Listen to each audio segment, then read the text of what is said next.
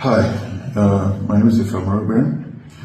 I participated directly in the mediation meeting of May 13, 2024 between EeZee Conceptz, Mercy Chinwo, representatives of Mercy Chinwo and Judy K.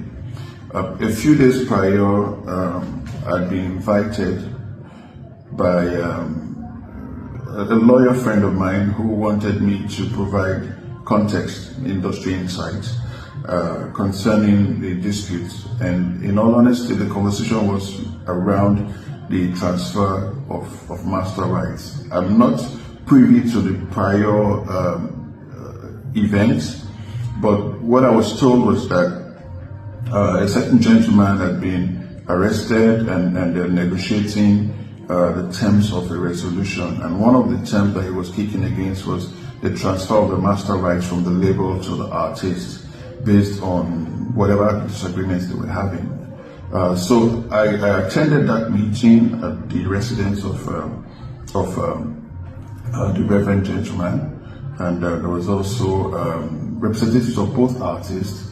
There was a lawyer that I found out eventually was EeZee's lawyer, and there was also Hilda Dokubo, in that meeting. And my position as an industry expert was basically simple.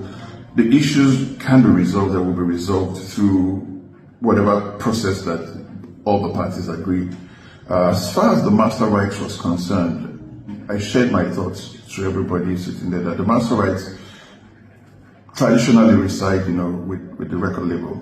And I've not heard anything or seen anything that caused that conversation that should compel the label to give up, control of the rights to the artist. However, if the artist insists, if they want, the rights, what they ought to do is to make an offer, do evaluation, exercise, establish the value of the catalog, and offer some kind of payment to the label that would have to consider that and determine whether they want to transfer, whether they want to sell or not. So it's really a matter of saying, okay, I want to buy the rights.